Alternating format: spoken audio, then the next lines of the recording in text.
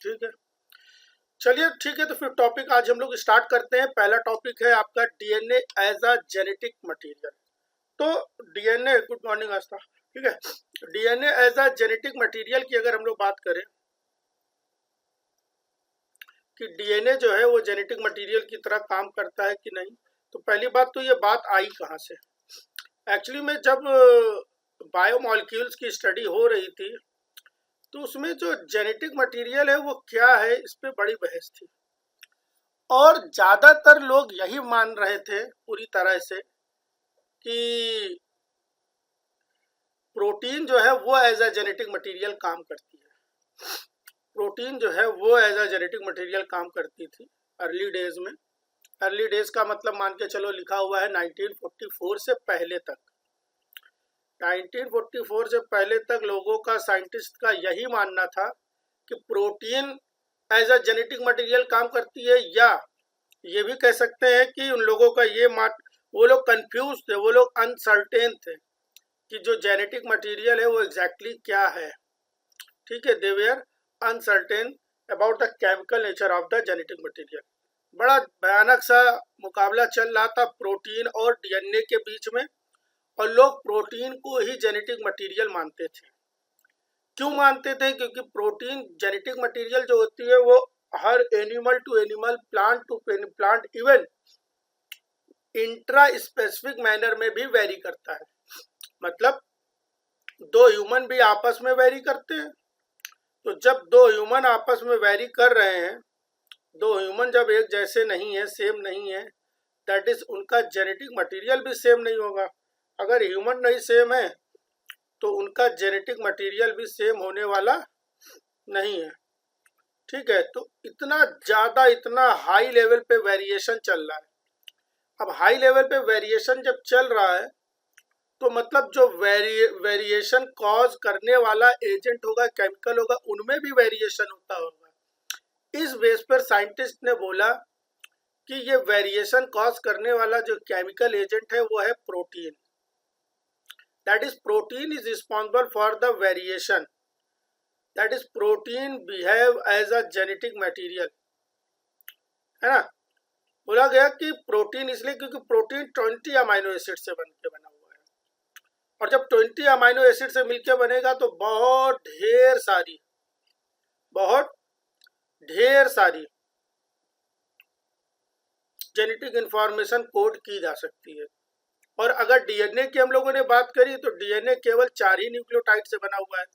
वो 4 न्यूक्लियोटाइड का ही अरेंजमेंट है जो इतनी सारी इंफॉर्मेशन क्रिएट कर रहा है। लेकिन लोगों का उस समय मानना था कि 4 न्यूक्लियोटाइड क्या ही कर लेंगे, तो काम जो कर रहा है वो प्रोटीन कर रहा है। तो अभी हम लोगों ने टॉपिक की फीलिंग ले ली कि एग्जैक्टली टॉपिक में पढ़ना क्या है।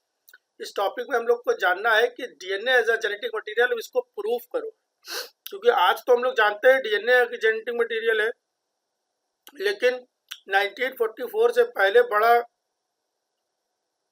कन्फ्लिक्शन था, है ना, बड़ा घमासान मचा था कि डीएनए जेनेटिक मटेरियल है कि प्रोटीन है। तो डीएनए को जेनेटिक मटेरियल लिखा हुआ है, therefore proteins we are thought more capable for storing hereditary information. एक बढ़िया क्वेश्चन है, आप मन में खुद सोच लेना कि प्रोटीन को क्यों माना गया था हेरिडिटरी इन्फॉर्मेशन को कैरी करने के लिए। आपके मन में तुरंत आंसर आना चाहिए, क्योंकि प्रोटीन 20 डिफरेंट अमाइनो एसिड से मिलकर बना है, जिससे बहुत तरह की जेनेटिक इंफॉर्मेशन एक्सप्रेस हो पाना पॉसिबल है ना। बात समझो, आपके घर में केवल 4 सब्जियां हैं, 4 सब्जियां, तो आप कितने तरह की सब्जी बना सकते हो? उन 4 को मिला विला करके 10, 15, 20 तरह की सब्जी बना सकते हो। क्यों भाई? 4 तरह की सब्जियां हैं, आलू है, बैंगन है, टमाटर है, भिंडी है, कितने तरह की सब्जी बना लोगे? खाली आलू बना लोगे, आलू टमाटर बना लोगे, आलू बैंगन बना लोगे, बैंगन कहो नहीं आज हम बैंगन बढ़िया मसाले वाला खाली बैंगन बना लेंगे, है ना। कितने तरह के बना सकते हो? 20 तरह के, 25 तरह के। और लेकिन अगर आपके पास 20 तरह की सब्जियां हो, आप इमेजिन करो इनको मिला विला करके कितनी सब्जियां बन सकती है? बहुत तरह की सब्जियां बन सकती हैं। तो साइंटिस्ट ये बोल रहे थे कि भैया हमारे पास 20 तरह के अमाइनो एसिड्स है, और 20 तरह के अमाइनो एसिड्स है जिससे बहुत तरह के जेनेटिक इंफॉर्मेशन को एक्सप्रेस करा पाना पॉसिबल था। लेकिन जेनेटिक इंफॉर्मेशन तो जो थी वो डीएनए थी। इस पे एक्सपेरिमेंट चल रहा था, इस पे कहीं दुनिया में एक्सपेरिमेंट कर रहा था ग्रिफिथ नाम का इंसान, है ना। वो न्यूमोकॉकस पे एक्सपेरिमेंट कर रहा था। अब बहुत ध्यान ये रखना कि कहीं न्यूमोकॉकस लिखा मिलेगा, कहीं डिप्लोकॉकस निमोनियाई लिखना मिलेगा, कहीं स्ट्रेप्टोकॉकस निमोनिया लिखे मिलेगा, तो कंफ्यूज नहीं होना। एक्चुअली में न्यूमोकॉकस एक ग्रुप ऑफ बैक्टीरिया है which is responsible for causing pneumonia, ठीक है।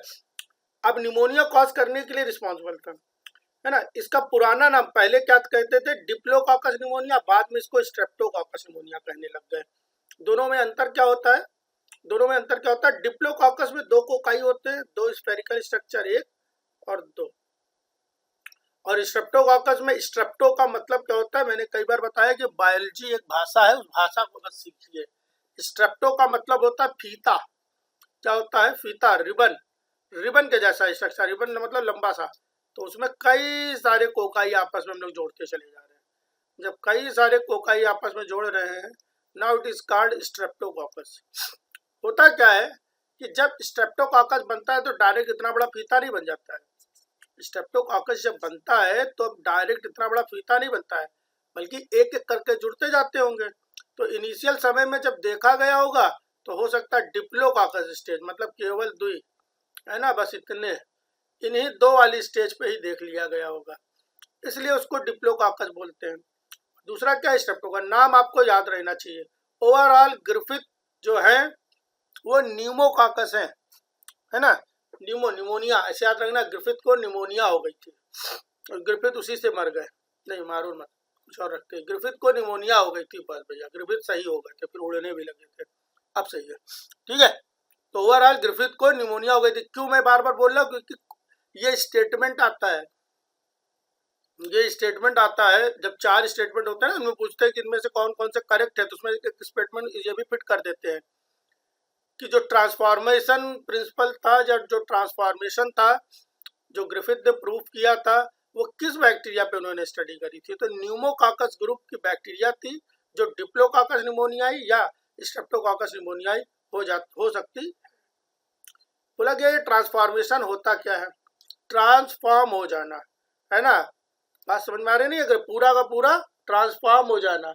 बढ़िया, गांव से भैया चले हुए थे, ठीक है, गांव से निकले थे, नाम था संदीप, संदीप नाम का लड़का गांव से चला, आ गया अपने दिल्ली में, मुंबई में, अरे अपना लखनऊ में आ गया, और लखनऊ में 1 साल रहा और संदीप से बन गए वो सैंडी। क्या हो गए, सैंडी। बढ़िया बाल वाल स्पाइक स्पाइक करके, कलरफुल करके, क्या हो गए, ये ट्रांसफॉर्म हो गए। ऐसे ही ट्रांसफॉर्मेशन होता है बैक्टीरिया के केस में। तो बोला गया ट्रांसफॉर्मेशन क्या, it is the mode of genetic recombination in which sale tax up, बहुत इंपॉर्टेंट बात लिखी है, naked genetic material from surrounding से नेकेड जेनेटिक मटेरियल ले लेता है and under goes a hereditary change, और यही जेनेटिक मटेरियल ले करके अपने जेनेटिक मटेरियल में इनकॉर्पोरेट कर लेता है और ट्रांसफॉर्म हो जाता है। क्या बताया, सराउंडिंग से लेता है नेकेड जेनेटिक मटेरियल, बहुत इंपॉर्टेंट बात है। नेकेड जेनेटिक मटेरियल का मतलब क्या हो रहा है कि बाहर जो जेनेटिक मटेरियल पाया जा रहा है वो खुला पड़ा हुआ था, खुला पड़ा हुआ इन्वायरमेंट में बैक्टीरिया है, ठीक है, कोई वायरस है, कुछ भी हो सकता है ना, कोई एनिमल है, कुछ प्लांट है, कुछ भी हो सकता है, उसका कुछ डीएनए हो सकता है। जब वो मरेगा तो उसकी सेल्स टूट गई, हो सकता है टूट गई हो सेल्स, तो बाहर जो सेल्स टूट गई तो बाहर डीएनए फ्री हो गया। अब इसी डीएनए को किसी बैक्टीरिया ने अपने अंदर ले लिया, तो सराउंडिंग से मतलब डीएनए खुला पड़ा हुआ था, सेल के अंदर नहीं था, न्यूक्लियस के अंदर नहीं था, खुला पड़ा हुआ है ना, नेकेड जेनेटिक मटेरियल है, और उसको डायरेक्ट इंटेक कर लिया, और इंटेक करके इनकॉर्पोरेट भी कर दिया, और इनकॉर्पोरेट करके अब उसको एक्सप्रेस करना शुरू कर दिए, हेरिडिटरी चेंज ले आए, ऐसा चेंज लिया जो हर जनरेशन, एक जनरेशन से दूसरे जनरेशन तक चलता रहेगा। इस तरह के चेंजेस को हम लोग बोलते हैं ट्रांसफॉर्मेशन। इंपॉर्टेंट फीचर क्या है, it occurs in several bacterial species, ऐसा नहीं है कि ये केवल न्यूमोकॉकस में होता है, डिप्लोकॉकस और स्ट्रेप्टोकॉकस निमोनियाई में देखने को मिलता है, ऐसा कुछ नहीं है, बहुत तरह के बैक्टीरिया में देखने को मिलता है। No direct contact between bacterial cell require, बहुत इंपॉर्टेंट बात है। दो बैक्टीरियल सेल के बीच में डायरेक्ट कॉन्टैक्ट की कोई रिक्वायरमेंट यहाँ पर नहीं देखने को मिलती है। दो बैक्टीरिया के बीच में डायरेक्ट कांटेक्ट की कोई रिक्वायरमेंट नहीं, खाली डीएनए चाहिए एक बैक्टीरिया का दूसरे बैक्टीरिया के अंदर पहुंचने के लिए।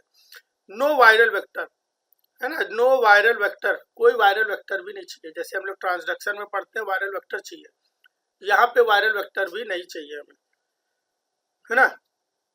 Can occurs in vitro, in vitro भी अगर हम खाली बैक्टीरिया टेस्ट ट्यूब में ले लें और उसके अंदर जेनेटिक मटेरियल टुकड़ों में डाल दें, कहाँ वहां पर भी देखने को मिल सकता है। इसको बोलते हैं test tube condition, test tube condition में भी काम हो सकता है।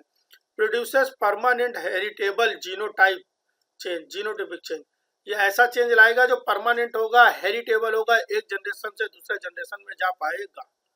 बोलिए भाई पेज नंबर 1 सबको समझ में आ गया?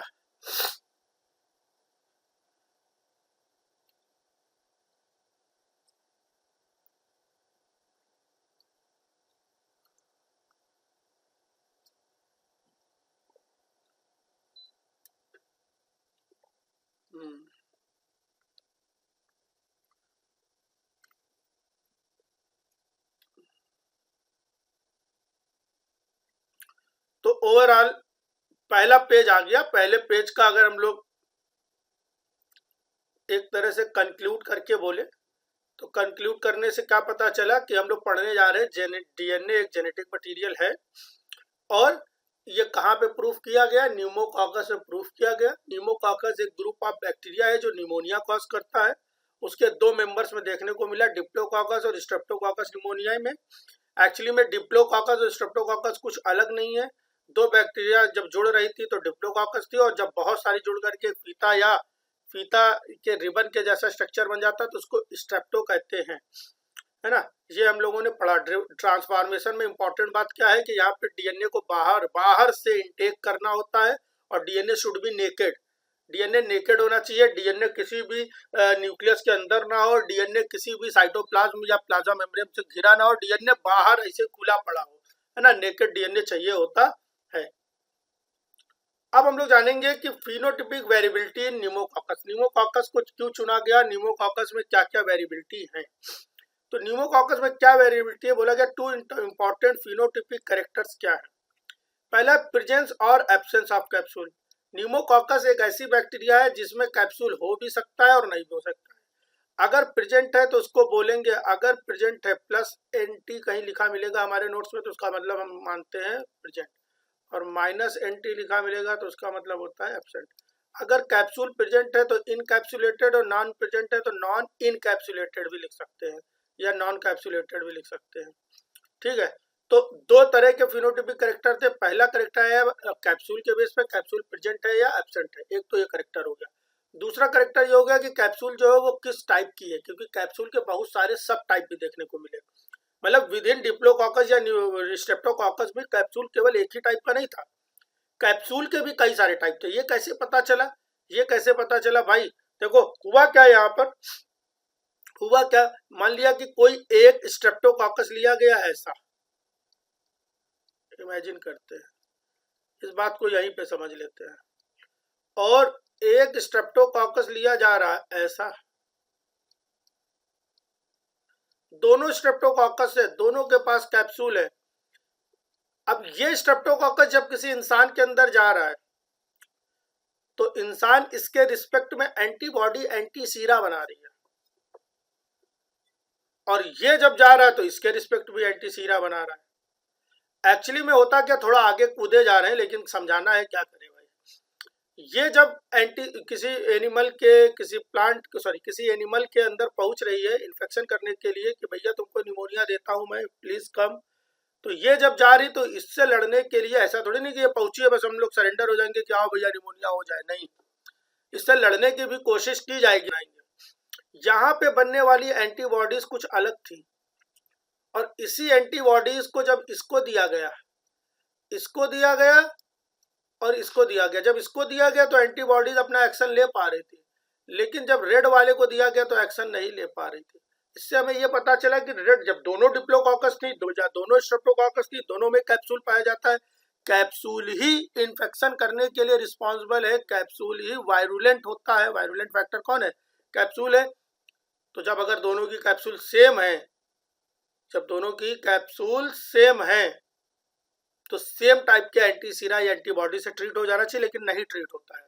इससे हमें पता चला कि कैप्सूल होती है, लेकिन कैप्सूल भी के भी टाइप्स हो सकते हैं। ठीक है, ये वाली पॉइंट सबको समझ में आ गई बात की नहीं भाई? टाइप्स ऑफ कैप्सूल मतलब समझ में आ गया ना? कैप्सूल के भी सब टाइप्स हो सकते हैं, कुछ भी नाम ले लो, type A, type B, type C, type 1, type 2, type 3, जो आपका मन हो, बस टाइप अलग अलग हो जाएंगे, जिसमें कैप्सूल का कुछ बायोकेमिकल नेचर कुछ लेवल पे चेंज हो जाएगा। ठीक है, जहाँ पे कैप्सूल एज एंटीजन काम करने लगेगा और हमारी बॉडी उसके रिस्पेक्ट में एंटीबॉडी बनाना शुरू कर देगी। बहुत इंपॉर्टेंट बात है, कैप्सूल एक एंटीजन की तरह काम करता है और कैप्सूल एक पॉलीसेक्राइड है। डायरेक्ट स्टेटमेंट बनेगा, खूब बढ़िया बढ़िया बातें ट्रांसफॉर्मेशन के बारे में स्टेटमेंट बनेगा, 3-3, 4-4 लाइन का, जैसे कल हम लोगों ने एक डीएनए वाला करा था। ठीक है, और उसमें खाली सब बातें बिल्कुल सच लिखेंगे, सच लिखेंगे कि इन्होंने ट्रांसफॉर्मेशन एक्सपेरिमेंट जो था वो ग्रिफिथ ने किया और ये कैप्सूल पे बेस्ड होता है, कैप्सूल के टाइप पे बेस्ड होता है, कैप्सूल जहाँ पर जो बैक्टीरिया कैप्सुलेटेड होती है उनको इनकैप्सुलेटेड करे, तो सब बातें बिल्कुल सच सच लिखेंगे। लास्ट में बोलेंगे the nature of the capsule is proteins, सब सही लिखेंगे। एक पॉइंट पे खाली प्रोटीनस कर देंगे पॉलीसेक्राइड की जगह और आपका हो जाएगा गलत। आपको लगेगा सब सच है तो प्रोटीनस भी सच है, नहीं। यहाँ पर capsule as a antigen work करेगा और एंटीजन वर्क, एंटीजन आप जनरली जब जो इम्यूनोलॉजी ज्यादा पढ़ रहे हैं उनको ये लग सकता है, हालांकि मैच्योर स्टूडेंट है उनको पता भी होगा कि केवल प्रोटीन ही एंटीजन की तरह काम नहीं करते हैं, यहाँ पर पॉलीसेक्राइड भी कर सकता है, जिसका बहुत प्यारा एग्जांपल आपका ट्रांसफॉर्मेशन एक्सपेरिमेंट में दिखाया गया है ना, बैक्टीरिया की कैप्सूल। ये क्या करती है? बैक्टीरिया को मजा आता है इससे भैया, बैक्टीरिया को प्रोटेक्ट करती है। काहे से प्रोटेक्ट करती है? Phagocytosis by leucocyte. जब ये हमारे अंदर आ जाती है, हमारे अंदर ना आए भाई, किसी और इंसान के अंदर आ जाए, कोई मोनू है, मोनू के अंदर आ जाए इंसान निमोनोकाकस, तो मोनू सरेंडर नहीं हो जाते। मोनू के जो ल्यूकोसाइट्स हैं वो इस बैक्टीरिया को खा जाना चाहती है। क्या करना चाहती है? फैगोसाइटोसिस कर लेना चाहती है। तो मोनू को ल्यूकोसाइट्स और इस बैक्टीरिया के बीच में घमासान युद्ध चलता है। मोनू के ल्यूकोसाइट और इस बैक्टीरिया के बीच में घमासान युद्ध चलता है। ल्यूकोसाइट चाहती है इसको खा जाए, लेकिन खाने से बचाने के लिए रिस्पॉन्सिबल होती है कैप्सूल। तो कैप्सूल क्या करती है? ल्यूकोसाइट को अपना काम करने नहीं देती है। ल्यूकोसाइट को अगर ये अपना काम नहीं करने दे रही है, मतलब हमारी बॉडी के साथ इंटरफेरेंस कर रही है, हमारी बॉडी को नुकसान पहुंचाने की तैयारी में लगी हुई है। बात समझो, अब कोई एक इंसान जो है वो बुलेट प्रूफ पहन के बैठा हुआ है और आप उधर से गोली मार रहे हो, तो आपकी गोली असर कर ही नहीं पा रही है। आप दे बुलेट पे बुलेट मार रहे हो, बुलेट असर ही नहीं कर रही है, इसका मतलब वो अब अंदर घर के आ चुका है, वो आपके ऊपर अटैक करने वाला है। That is responsible for the virulence. तो एक बात हमको कैप्सूल के बारे में पता चली, वायरुलेंस करता है। देखो आज के क्लास में 10 पेज है, चाहे बहुत सारी इंफॉर्मेशन है, मुझे सब बातें बतानी है, लेकिन आपको जो लगता है कि मुझे पूरा नोट्स तो पूरा एज इट इज मेंटेन रखना, लेकिन जब आपको लगे कि हाँ इस 10 पेज से केवल एक पेज ही इंपॉर्टेंट है, पूरा हमको जो हमेशा याद रखना है। ठीक है, एक इंपॉर्टेंट पॉइंट ये याद रखना है कि कैप्सूल जो होती है वो पॉलीसेक्राइड की बनती है। ठीक है, पॉलीडिग्लूटामिक एसिड जनरली ले सकता है या और भी किसी चीज का बन सकता है, ओवरऑल पॉलीसेक्राइड से बनता है। अब बात आती है कि सर ये इसके स्ट्रेन क्या होते हैं? तो स्ट्रेन पता चला कि 2 स्ट्रेन होते हैं। ठीक है, 2 स्ट्रेन होते हैं, एक होता है एस स्ट्रेन और एक होता है आर स्ट्रेन। एस का मतलब होता है स्मूथ।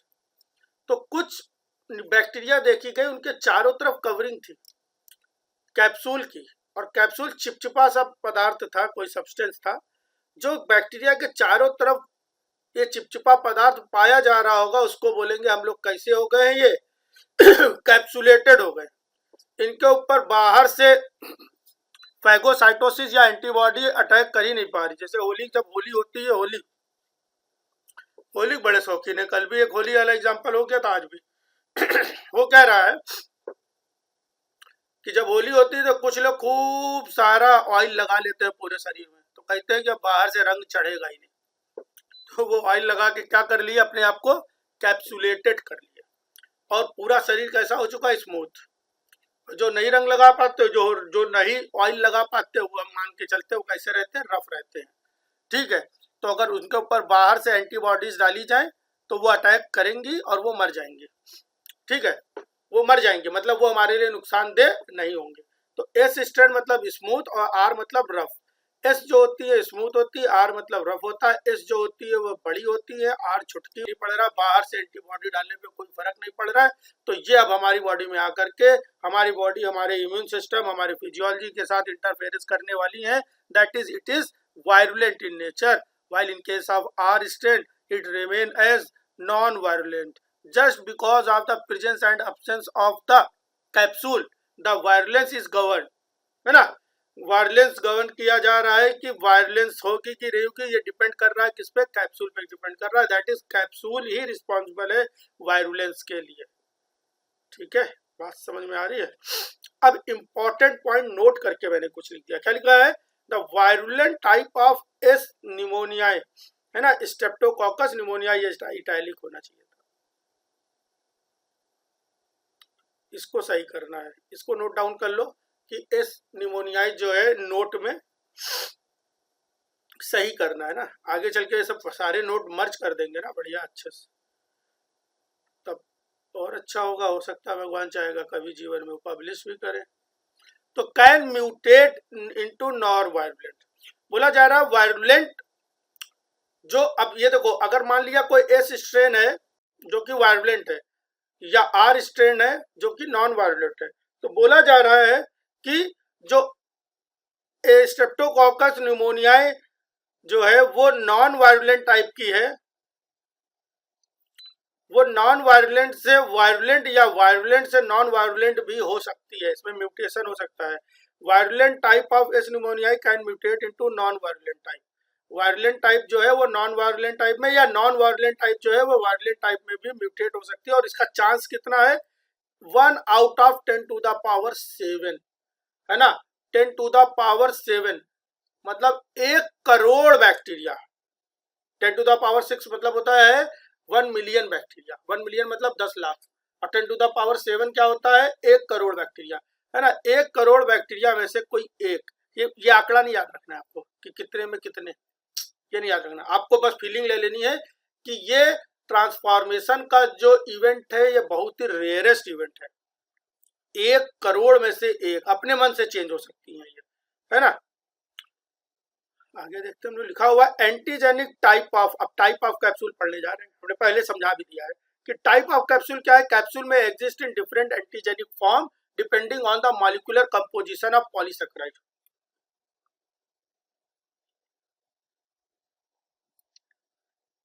जो पॉलीसेकेराइड है उसका मॉलिक्यूलर कंपोजिशन क्या है, कुछ थोड़ा बहुत चेंज होगा, बहुत ज्यादा चेंज नहीं होने वाला है। हो सकता है ब्रांचिंग पैटर्न में चेंज हो जाए, हो सकता है किसी आइसोटोप को लगा दिया जाए वहां पर, है ना, तो थोड़ा सा चेंज होने वाला है। और उसके बेस पे 2 तरह की यहाँ पर हम लोग कैप्सूल के बारे में बात करेंगे, टाइप 2 और टाइप 3।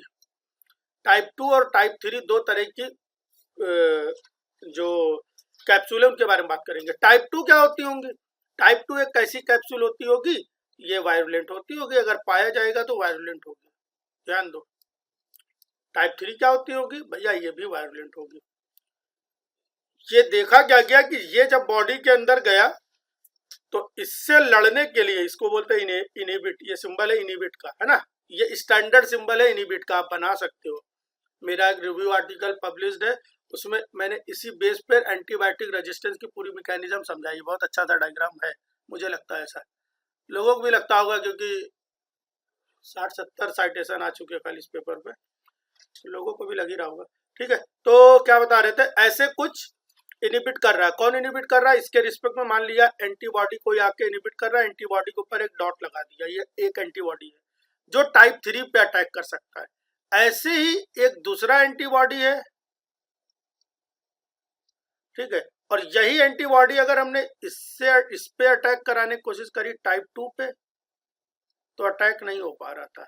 टाइप 2 पे अटैक करने के लिए एक दूसरी एंटीबॉडी थी, मान लिया उसके ऊपर हमने डबल डॉट लगाया, वो अटैक कर पा रही है। लेकिन यही टाइप 2 एंटीबॉडी टाइप 3 पेन अटैक कर पा रही है। हमको पता क्या चला, हमको ये पता चला कि दो तरह के पेन है, ये दो तरह के पेन है।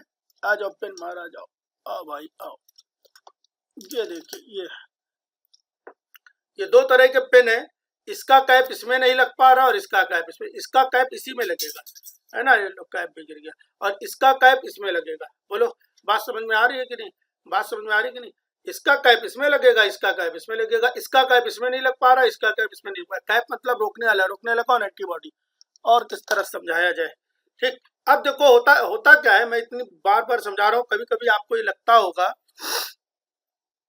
एक्चुअली में हुआ क्या था, जब मैंने एग्जाम दिया तो एक बार मेरा नहीं भी हुआ, तो मुझे ये भी पता है कि नहीं कैसे किया जाता है ना, कहाँ पे गलत हो जाता है। तो इतना घुमा देगा आपको, इतना घुमा घुमा के वो पूछेगा कि गड़बड़ हो ही जाएगी, इसलिए गड़बड़ ना हो पाए, इसलिए हम कैप ऐप लगा वगा के, पेन वेन लगा के, बजट बढ़ा के, किसी तरह से पेन ला करके भी समझा रहे हैं चीजों को।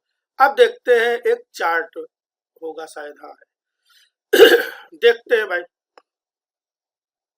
तो देखा जाए तो टाइप 2 भी दो तरह की हो गई। टाइप 2 कितने तरह की होगी, दो तरह की। एक टाइप 2 बैक्टीरिया वो है जो स्मूथ होगी, और एक टाइप 2 बैक्टीरिया वो होगी जो रफ होगी।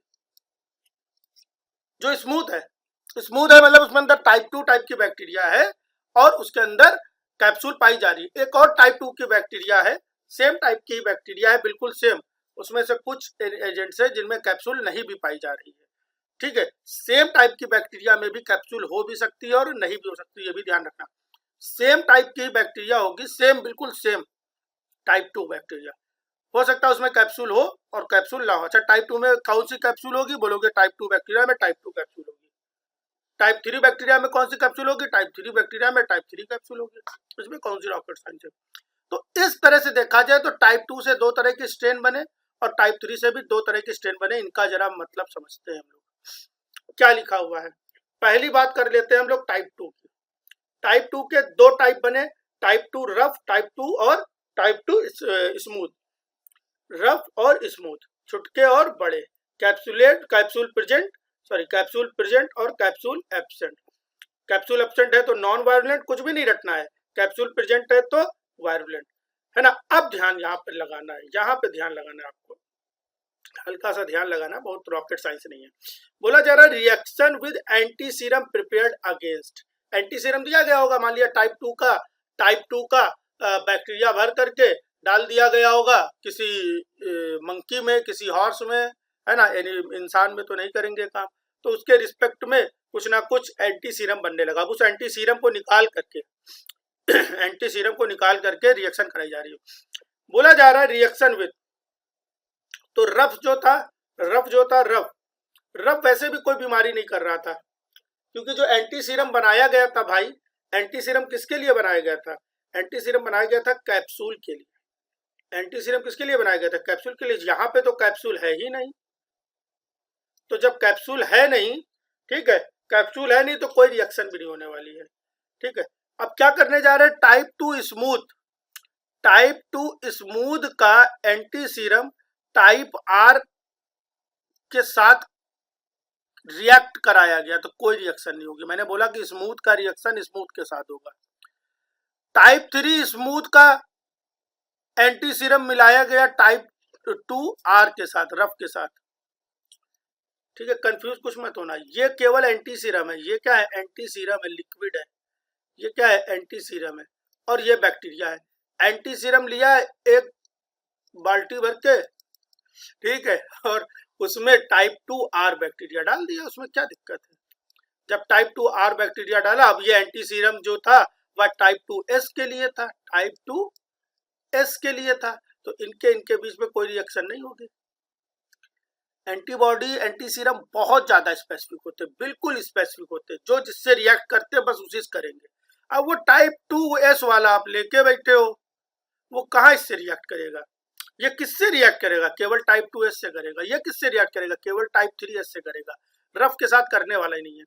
अब देखो टाइप 2 एस लेकर के जब तुम आए बैक्टीरिया, और टाइप 2 एस टाइप का एंटी सीरम लेकर के आए, तो रिएक्शन हुई और एग्लूटिनेशन हो गया। एग्लूटिनेशन का मतलब हो गया सारे के सारे बैक्टीरिया क्लम्प कर गए। ध्यान रखना, सारे के सारे बैक्टीरिया क्लम्प कर गए। मैंने एक बार भी ये नहीं बोला है कि बैक्टीरिया मर गए, क्लम्प कर गए, पास पास आ गए। एंटी सीरम को देख करके सब बोले अरे बहन ये कौन आ गया गहन, अरे भाई इसमें तो एंटीबॉडी, सब पे पास पास आ जाओ, पास पास आ जाओ। है घर में जैसे चोर आ गए, आतंकवादी आ गए, कुछ आ गए, तो सब एक एक कमरे में छुप जाते हैं जल्दी से कि सब लोग पास में रहो। तो वही आ गया उसके अगेंस्ट कुछ।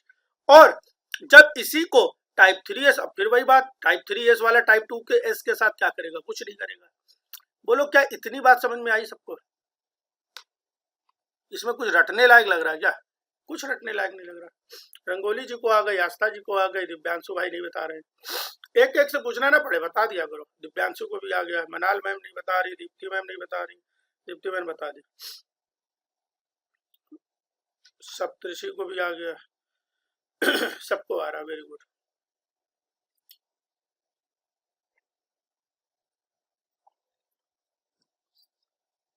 यही सेम काम जो हो रहा है वो नीचे भी हो रहा है, यही भी हो रहा है। अब यहाँ पर क्या कर रहे हैं, यहाँ पर टाइप 2 लिए थे आर, अब क्या ले रहे हैं, टाइप 3 ले रहे हैं, टाइप 3। अब टाइप 3 वाले आर को टाइप 2 वाले एस से कराया गया, कुछ नहीं होने वाला है। टाइप 3 वाले एस से कराया गया, कुछ नहीं होने वाला है। टाइप 2S किससे रिएक्ट कर रहा है, केवल टाइप 2S वाले से। टाइप 2S टाइप का anti serum type 2S type की बैक्टीरिया से ही रिएक्ट करेगा। ऐसे टाइप 3S टाइप का anti serum type 3S type की बैक्टीरिया से रिएक्ट करके एग्लूटिनेशन कराएगा, केवल यहाँ पे। तो दो जगह एग्लूटिनेशन देखने को मिल रहा है हम लोगों को, ठीक है, दो जगह पे यहाँ पर एग्लूटिनेशन करने को मिल रहा है। बोलिए, एक ये हो गया आपका और एक ये हो गया। क्या सबको पूरी बात समझ में आ गई? इसमें कुछ भी रॉकेट साइंस नहीं है। सारा अब जो माहौल है वो ग्रिफिथ के लिए तैयार कर दिया गया है कि हे शहंशाह आइए, और सब ये सब ग्रिफिथ ही कर रहे थे, ठीक है, आ करके एक्सपेरिमेंट प्रूफ करिए। तो अब ग्रिफिथ के लिए देखो, BSc MSc तक तो ग्रिफिथ एक्सपेरिमेंट था, वो इतना ज्यादा नहीं ड्रामा है। इसमें टाइप 2 टाइप ये सब घुमाएगा क्वेश्चन, ये सब भी तो हुआ है ना। बहुत लोगों ने पढ़ा भी होगा, हो सकता है MSc में, BSc में, इंटर में तो नहीं पढ़ा होगा। बोला गया कि ग्रिफिथ महाराज ने क्या किया, ग्रिफिथ साहब ने क्या किया, टू स्टडी द वायरलेंस इन न्यूमोकॉकस। न्यूमोकॉकस में वायरलेंस की स्टडी करने के लिए ग्रिफिथ ने 1928 में एक्सपेरिमेंट किया। अभी तो सर आप बोल रहे थे कि 1944 के बाद क्लियर हुआ DNA। भाई ग्रिफिथ के एक्सपेरिमेंट पूरी तरह से क्लियर ही नहीं कर पाया था। मैंने क्या बोला यहाँ पे, बिफोर 1944। तो ग्रिफिथ का वो एक्सपेरिमेंट नहीं हुआ कि उसने सब कुछ समझा दिया। ग्रिफिथ का ऐसा एक्सपेरिमेंट था ही नहीं कि उसने सब समझा दिया कि भाई ऐसे ही होगा, नहीं। ग्रिफिथ एक्सपेरिमेंट करके चले भी गए, तब भी लोग मानने की तैयार नहीं थे कि ये चार न्यूक्लियोटाइड वाला जो इंफॉर्मेशन है, 4 न्यूक्लियोटाइड से जो इंफॉर्मेशन बन रही, वो इतने तरह की इंफॉर्मेशन, 4 तरह की सब्जियों से आप करोड़ों तरह की सब्जियां बना सकते हो, ये आप मानने को तैयार ही नहीं हो रहे हो। कोई नहीं मानने को तैयार हो रहा था, है ना। बहुत समय बाद माना गया। अभी देखेंगे कौन आया जो मनवा के रहा, है ना। ग्रिफिथ के बाद मैकार्डी मैक्लॉयड आए, इनकी टीम भी आई, ये भी नहीं मनवा पाए, इनको भी अनइक्विवोकल मैनर में माना नहीं गया, है ना। निसंदेह निर्विवाद रूप में नहीं माना गया, बहुत लोग उस पर भी शक करते रहे। तब एक महाराज आते थे, हार्शी एंड चेज, है ना। हार्शी चेज ने आकर के प्रूफ कर दिया कि DNA ही जेनेटिक मटेरियल है, ठीक है, DNA ही जेनेटिक मटेरियल है, शक्तिमान ही गंगाधर है। ये किसने प्रूफ करा? हार्शी चेज ने। चलिए देखते हैं। बोला जा रहा है कि यहाँ पे दो तरह के स्ट्रेन लिए, टाइप 3S और टाइप 2S। टाइप 3S क्या होता है? वायलेंट होता है और इनकैप्सुलेटेड होता है।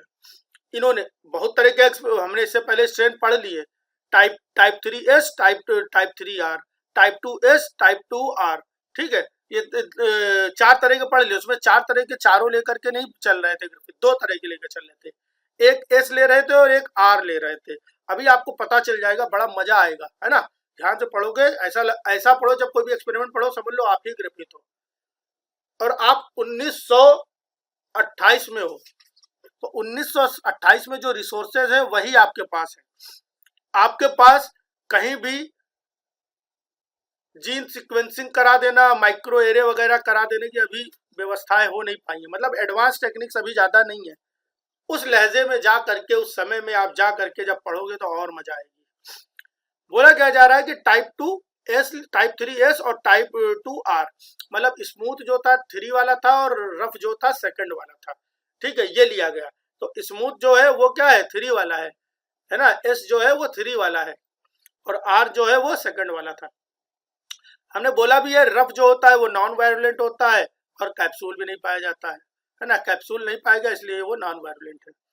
ग्रिफिथ ने क्या कंक्लूजन निकाला अपने एक्सपेरिमेंट से, ग्रिफिथ ने क्या कंक्लूजन निकाला वो बात की बात है। पहले यहाँ पे पहले इनका ग्रिफिथ जो चूहा बना के बैठे वो देखते हैं। चलिए देखते हैं उन्होंने क्या किया ग्रिफिथ महाराज ने।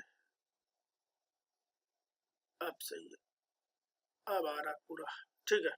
ग्रिफिथ ने क्या किया, ग्रिफिथ ने क्या किया, पहला एक रफ स्ट्रेन, अब ये कहानी आप पढ़ चुके हो लेकिन इसमें भी एक बहुत इंपॉर्टेंट पॉइंट आने वाला है, ध्यान रखना। एक रफ स्ट्रेन लिया सेकेंड आर का, है ना, नॉन वायलेंट था, नॉन वायलेंट था कि नहीं पता नहीं, ग्रिफिथ ने अभी लिया है एक्सपेरिमेंट, और उसको वो स्ट्रेन लेकर के इंजेक्शन में भरा और चूहे में डाल दिया। चूहे को कुछ हुआ ही नहीं, चूहा मजा आ रही उसको, चूहा जिंदा था। जब चूहा जिंदा था तो ग्रिफिथ ने बोला कि ये जो स्ट्रेन है इससे कोई बीमारी नहीं हो रही, it is non virulent, it is non virulent. ये कैसा दिख रहा है भैया, नॉन वायरुलेंट दिख रहा है। दूसरी बात इन्होंने क्या करी, दूसरी बात इन्होंने क्या करी, दूसरी इन्होंने क्या करी, स्मूथ स्ट्रेन लिया, इस बार टाइप 3S लिया, इसको भी इंजेक्शन लगा दिया चूहे को, चूहा गया मर, चूहा मर गया। फिर इसी स्ट्रेन को हीट किल्ड किया, चूहा मर गया, और ग्रिफिथ ने जैसे चूहा मरा देखो, उन्होंने कहा देखो टाइप 3 के कारण चूहा मर गया। बोला क्यों चूहा मर गया, बोला कि देखो टाइप 3 के कारण चूहा जो मरा है वो किसके कारण मरा होगा, वो उसके कारण मरा होगा, किसके कारण, कैप्सूल के कारण। लोगों ने बोला नहीं कैप्सूल थोड़ी नहीं, प्रोटीन भी तो हो सकती है, हो सकता प्रोटीन का, क्योंकि सब प्रोटीन के पीछे पड़े हुए थे। क्या प्रोटीन वोटीन कुछ नहीं, हम अभी मार के दे रहे हैं इसको, इसको मार दिया, मार दिया, ऐसा मारा कि बैक्टीरिया मर गई, बैक्टीरिया मर गई, प्रोटीन डिनेचर हो गया, लेकिन कैप्सूल अभी कुछ नहीं हुआ। ठीक है, कैप्सूल को कुछ नहीं हुआ, और जब बैक्टीरिया इसके अंदर इंजेक्ट करेगी तब चूहे को कुछ, तब भी चूहे को कुछ नहीं हुआ। मैं इस कंडीशन को भी बता दे रहा हूँ, इसका भी आगे यूज है। तो क्या किया, हीट किल्ड स्मूथ स्ट्रेन लेकर के, हीट किल्ड स्मूथ स्ट्रेन से क्या फायदा हुआ कि हीट किल्ड स्मूथ स्ट्रेन लिया गया जिसमें जिसमें प्रोटीन डिनेचर हो गई लेकिन कैप्सूल को कुछ नहीं हुआ था, और जब कैप्सूल अंदर बॉडी के पहुंची तो वो जो चूहा था वो नहीं मरा, अभी नहीं मरा। क्यों नहीं मरा, क्योंकि आपने कैप्सूल गिनी चुनी डाली हुई है, 1 2 3 4 5 6 कैप्सूल केवल डाली थी, मान लिया 6 डाली थी, केवल 6 ही अंदर बचे, उतने से थोड़ी नहीं कुछ होगा, चूहे को कुछ नहीं हुआ, चूहा हैप्पी है। चौथा एक्सपेरिमेंट क्या किया, रफ स्ट्रेन लिया, इस बार रफ लिया, जो ले लेने से कभी भी चूहा नहीं मर रहा था, रफ से कुछ चूहा मर रहा था, नहीं मर रहा था। टाइप 2 रफ लेने से चूहा नहीं मर रहा था, रफ स्ट्रेन लिया, हीट किल्ड स्मूथ स्ट्रेन ले लिया, हीट किल्ड लेने से, स्मूथ स्ट्रेन लेने से भी चूहा नहीं मर रहा था, यहाँ भी चूहा हैप्पी था और यहाँ भी चूहा हैप्पी है, मतलब दोनों कंडीशन ऐसी ले ली, चूहा नहीं मरना चाहिए लेकिन चूहा गया मर, चूहा बेचारा मर गया, चूहा मर गया। मरने के अलावा चूहे की बॉडी से टाइप 3 टाइप की, जो टाइप 3 टाइप की बैक्टीरिया थी, टाइप 3S टाइप की, वो हीट किल्ड थी, मर चुकी थी, लेकिन चूहे की बॉडी से यही टाइप 3 टाइप की bacteria, type 3S bacteria living form में निकलनी बाहर, इसके अंदर से खूब सारी बैक्टीरिया मिली जो लिविंग थी, टाइप 3S। जबकि आपने टाइप 3S कैसा डाला था, टाइप 3S आपने डाला था डेड, तो बोला गया डेड जो है वो जिंदा हो गया, अगर डेड जिंदा हो जाएगा तब तो बड़ी समस्या आ जाएगी, मरी हुई चीज कैसे जीवित हो गई, तब तो पूरा बायोलॉजी ही डिस्टर्ब हो जाएगी। तो बोला साहब या तो दो बातें हो सकती है, या तो ये बोल सकते हैं कि जो डेड बैक्टीरिया डाली थी वो लिविंग हो गई और मल्टीप्लाई कर गए, क्योंकि मान लिया इसमें 6 बैक्टीरिया मैंने बनाई है और जब उसके अंदर देखी गई तो करोड़ों बैक्टीरिया मिल रही थी, लाखों बैक्टीरिया मिल रही थी। तो मतलब ये 6 बैक्टीरिया लिविंग हुई और फिर मल्टीप्लाई कर रही होंगी, लिविंग से मतलब डेड से लिविंग हुई और फिर खूब मल्टीप्लाई करी खूब सारी बैक्टीरिया। एक तो ये कहानी हो सकती है। दूसरी कहानी ये हो सकती है कि टाइप 2 बैक्टीरिया जो थी, टाइप 2 बैक्टीरिया जो थी वो टाइप 2 बैक्टीरिया जो थी वो टाइप 3 में चेंज हो जाए। क्यों? वो कैसे चेंज हो जाए? वो कैसे चेंज हो जाए? तो उसी को समझाया ग्रिफिथ ने। हालांकि बहुत ज्यादा ग्रिफिथ नहीं बता पाए। ग्रिफिथ ने ये बोला कि ये कुछ ऐसा हुआ है कि टाइप 2, क्योंकि लिविंग डेड को लिविंग बोल देना ये बहुत बड़ा स्टेटमेंट हो जाता, ये बहुत बड़ी बात हो जाती ना। सैकड़ों सालों की जो रिसर्च चली आ रही है कि कभी भी ओमनी सेलुला ई सेलुला सुना है कभी आपने जीवन में? किसने बोला था? रुडोल्फ विर्चो ने बोला था, है ना। सेल थ्योरी में स्लीडन एंड सॉन ने सेल थ्योरी दी और उसमें एक रुडोल्फ विर्चो भी बीच में आए, उन्होंने बोला अपनी भाषा ने ओमनी सेलुला ई सेलुला, है ना, कि कहीं पर भी सेल अगर पाई जाएगी तो ई मतलब प्री एग्जिस्टिंग सेल से ही पाई जाएगी आएगी। ठीक है, तो अरे ये सबको क्लेम कर देते कि डेड ही लिविंग हो गई, ये बड़ी दिक्कत हो जाती। तो इन्होंने दूसरी बात को माना। क्या माना? कि जो टाइप 2R है वो टाइप 3S में चेंज हो गई है। और एक बात ध्यान रखना, चूहे के अंदर ऐसा नहीं कि केवल टाइप 3S ही पाई जा रही है। ऐसा कुछ नहीं है कि चूहे के अंदर केवल टाइप 3S पाई जा रही है। चूहे के अंदर टाइप 2R भी मिली, लेकिन टाइप 3S भी मिली, दोनों मिली। ठीक है, तो टाइप 3S और टाइप 3S और टाइप 2R दोनों मिल रही थी। अब हम टाइप 2 टाइप 3 बार बार नहीं बोलेंगे, R और S खाली बोल रहे हैं। R और S दोनों मिलने लगी थी। R तो चलो आपने डाला ही था लिविंग, तो वो मल्टीप्लाई कर गई होंगी, वो मिली, लेकिन S जो था वो डेड डाला था, वो कैसे आ गई? ठीक है, तो ये इंपॉर्टेंट पॉइंट है, इतने भर में ये इंपॉर्टेंट पॉइंट है। बाकी तो आप जीवन भर से पढ़ रहे हो। अब देखते हैं क्या कंक्लूजन आया था। अब देखते हैं, ग्रिफिथ ने कंक्लूजन निकाला कि some component of the dead type third cells converted live type 2R cell into virulent type 3। मतलब एस ने के कुछ कंपोनेंट आर के अंदर गए होंगे और आर को चेंज कर दिया होगा एस में। एस के कुछ कंपोनेंट आर के अंदर चले गए और आर को एस बना दिया। ये इन्होंने कंक्लूजन निकाला। बोला कौन से सब्सटेंस थे? बोला कि यार मुझे वो सब्सटेंस भाई साहब नहीं पता है, मेरे लिए अभी वो अननोन है। तो बोला तो इसको क्या नाम दिया? बोला इस सब्सटेंस का नाम है ट्रांसफॉर्मिंग प्रिंसिपल। क्या नाम दिया गया? Transforming principle. बहुत ध्यान रखना, ग्रिफिथ ने नहीं प्रूफ किया। ग्रिफिथ ने क्या नहीं प्रूफ किया? ग्रिफिथ नहीं प्रूफ कर पाए, did not proof DNA as a genetic material. Question अगर आ जाए कि डीएनए एक जेनेटिक मटेरियल है, ये ग्रिफिथ ने प्रूफ किया। जो नहीं पढ़े हैं, जो सिर्फ रटे बैठे, वो तुरंत कूद जाएंगे कि हाँ ग्रिफिथ साहब ने किया। ग्रिफिथ ने DNA as a genetic material बताया नहीं।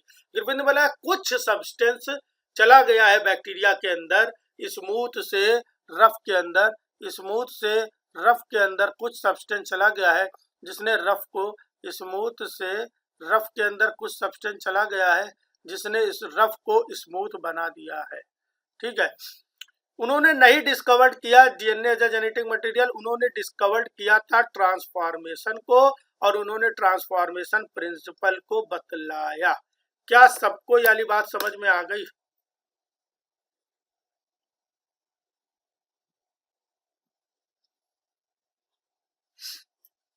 सबको आ रही भाई, दिव्यांशु को आ गई, आस्था को आ गई, रंगोली मैम को आ गई, सप्तऋषि भाई नहीं बता रहे हैं, छुपाना चाह रहे हैं कुछ हमसे, कोई बात नहीं है।